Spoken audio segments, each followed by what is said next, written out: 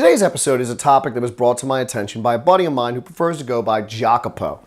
And he has some pretty interesting and odd information to share, and he also contributed in large part by, directing me towards pertinent research material. Now, look, I'm going to be honest. This is a twisting and bizarre rabbit hole we're heading down today. So if at any point it seems we're getting too far off track, please don't worry. I'm going to try and bring it full circle by the end.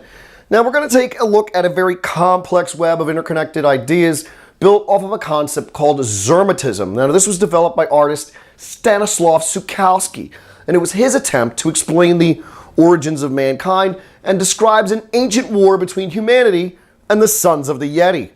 Now, our story begins with the biblical flood of Noah mentioned in the book of Genesis, and the theory that after this great deluge, while Noah and his family are emerging from the ark atop Mount Ararat, the last human survivors who managed to endure the floodwaters would slog through the mud and the muck of the receding tide and arrive on ancient Easter Island.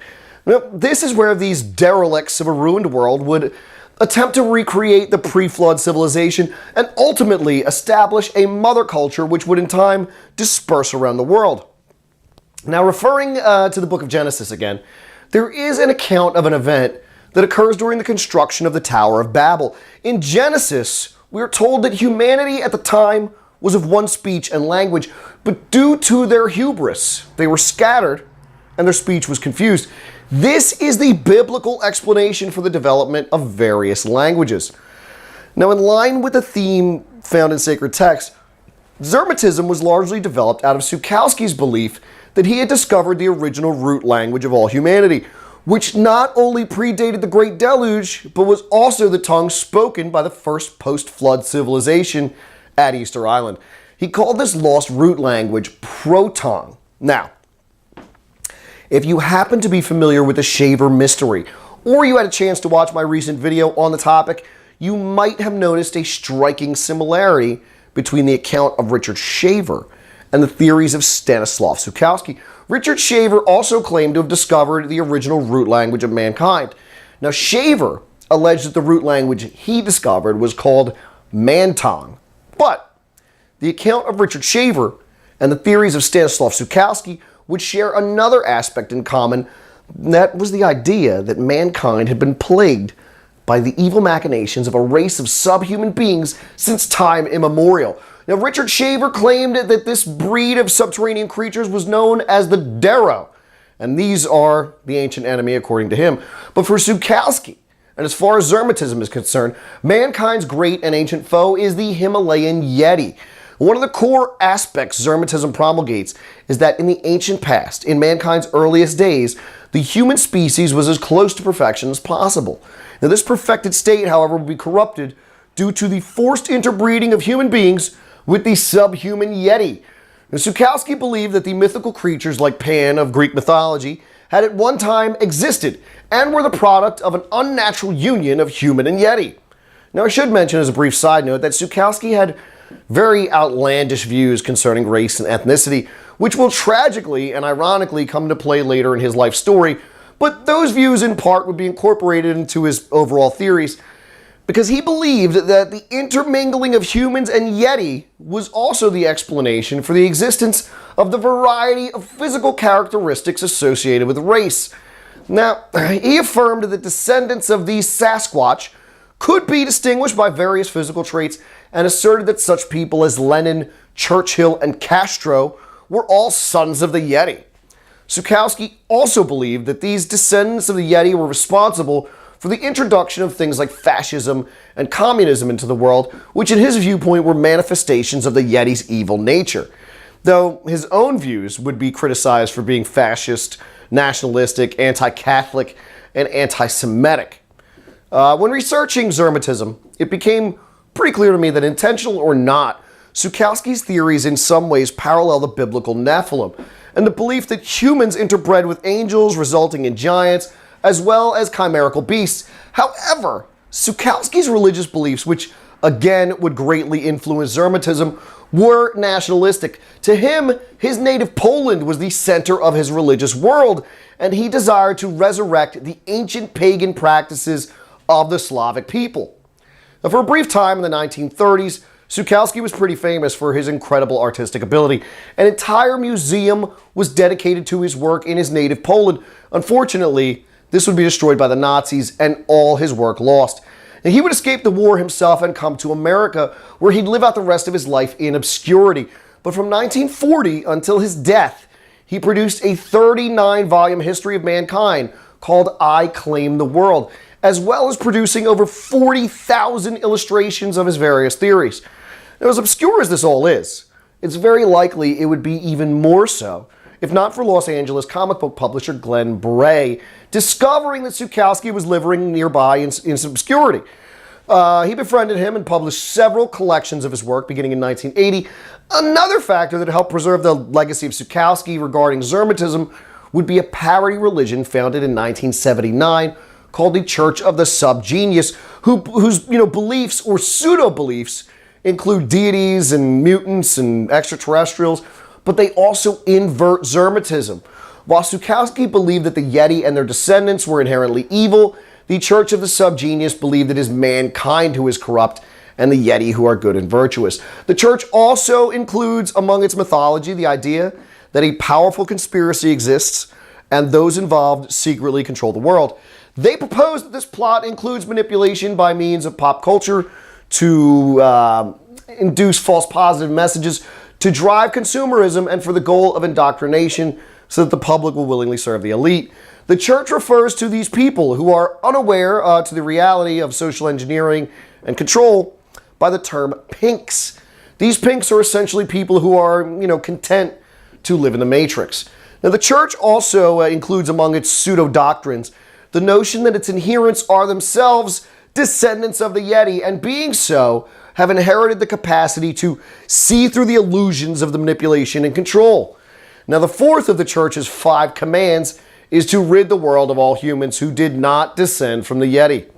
Another glaring coincidence that's hard to ignore for those of us who look into such things is the Church of the Subgenius and its connection to the infamous 1995 Illuminati card game, which features an expansion pack of 100 cards based on the Church of the Subgenius, its odd non-beliefs and terminologies.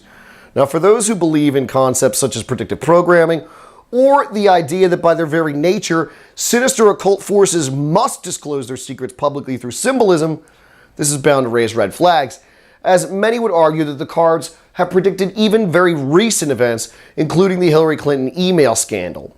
Look, it's also worth mentioning that there are cards specifically dedicated to both Bigfoot and the Yeti, as well as the flat Earth, which back in 1995 was not a topic anyone was really focusing on, but in recent years has gained noticeable attention. Another strange piece of this overall Yeti-focused mythos of Szukalski and the Church of the Subgenius comes by way of a document indexed on the original and still active 1996 website of the Church. This document is called the Secret Underground World Society. It was written by a man named Robert Desco. Now, he believed he was being gang-stalked by a secret society who thought he was a member of the Great White Brotherhood. Now, white in this case doesn't refer to race, but white magic. The Great White Brotherhood is believed by various esoteric systems to be a group of powerful supernatural beings who communicate their teachings to mankind at large through chosen messengers. Now, some people throughout history who have professed to have communicated with these ascended masters include people like Aleister Crowley, Alice Bailey, Elizabeth Clare Prophet, who claimed to have channeled Count Saint Germain, Benjamin Creme, who I completely touched on in my video about the Maitreya. There's also the Theosophical Society founder, Helena P. Blavatsky. And Blavatsky wrote extensively concerning the antediluvian world herself. This is the world that predates the flood of Noah and Szukalski's theories, respectively. But one of the primary topics of her writing concerning this pre-flood world was the now lost continent of Lemuria and the root races of mankind. And even back in the 1950s, there were already theories floating around that Bigfoot was a survivor of the destruction of the fabled Lemurian continent. Adding fuel to this theory is the speculation that California's Mount Shasta was a refuge for the last of the Lemurians, as well as the numerous Bigfoot sightings which have occurred in this location. Now, the legends often associated with Lemuria, they also in part seem to coincide with theories that Szukalski proposed regarding humanity's origins. One of the most commonly accepted theories regarding Lemuria is that it was the place where civilization first arose on Earth, and that Easter Island itself is the last remnant of the lost continent of Lemuria. Now, Easter Island, for most of its history, was the most isolated inhabited island on the Earth. The famous gigantic statues of the Moai that ring the entirety of the island's coastline indicate that at the time of their construction, the island must have had a single unified government or ruler to even make such a construction project possible. Now, it would only be natural to assume that such a remote and isolated culture would be for the most part homogeneous in appearance. But in 1722, when Dutch explorer Jacopo would first sight and visit the island on Easter Sunday, he would write in his journal the discovery of 3 distinct groups of people, some having dark complexions, others with a reddish pigmentation, and some with pale skin and red hair. Now, likewise, it wasn't uncommon for European explorers of the 17 and 1800s to remark on the height of the natives of Easter Island, reporting it was common that the men were between 6 foot and 6 foot 5 inches tall. And this was at a time when the average height of a European man was 5 foot 4 inches tall. Now, adding to the mystery of this remote location is something called Rongo Rongo. It's a series of glyphs etched on wooden tablets, which to this day have yet to be deciphered. And for those who advocate for theories that involve ancient giants, the reported height of these 18th century islanders first encountered by Europeans and the presence of red hair among the natives supports claims of the possible presence of Nephilim DNA. And this unique culture of this native population of Easter Island and its mysterious pre-colonial history continue to inspire New Age type beliefs that will likely always associate this place with ancient lost civilizations, the same way Stanislav Szukalski did. And while many of these ideas and connections seem, overall grim in nature, we got mutant Yeti people creating totalitarian political systems to crush humanity under their boot, quasi-religions engaging in proto-memetics, possibly for the purpose of disinformation, and secret societies and gang stalking, as well as the disembodied voices of these alleged ascended masters transmitting strange doctrines to well-known occultists. It's all kind of dark. So let's try and wrap this all up with the one positive note we can snatch out of this whole pile of information. Even though Szukalski was regarded as a well-known curmudgeon with the ability to offend a crowd in mere moments, he ultimately believed that the solution to the human-Yeti conflict was not to ostracize these sons of the Yeti, but rather to channel their natural inclinations towards positive pursuits and constructive goals. He believed that the arts and medicine, engineering, and literature were a means to their redemption. So look, let me know what you think. What are your thoughts on this whole story? I realized that while I was following this roadmap, I took a few detours here and there, but hey, hopefully they're more interesting than a roadside attraction. I do recommend you check out the art of Stanislav Szukalski. His style is very unique. If you enjoy this type of content presented with impartiality, but without sensationalism and free from the need for recycled footage and dramatic music, please don't click away without subscribing. If you'd like to help this channel continue to grow, please help by sharing and liking this content. And if you really believe that what I'm doing here has value, then please don't hesitate to click on that Patreon link somewhere up here or down in the descriptions and throw $1 my way. With each new patron supporter, we get closer to our overall goal of going fully crowdfunded, launching a weekly podcast, as well as the release of my first book. Also, because of the generous contributions we've already received, I'll be launching a second YouTube channel in the coming weeks. I have a little more information coming up on that in the next few days. So look, I just want you to know with confidence, when you're kicking up just $1 to me, I am putting in the work and keeping my nose to the grindstone because I'm very passionate about this research, and I believe that these type of topics can stand on their own when presented without bias or agenda. And I hope that you feel that same way. Now look, I want to thank you so much for watching. This has been The Creepy Little Book. I'm your host, Pete, and until next time, stay creeped out.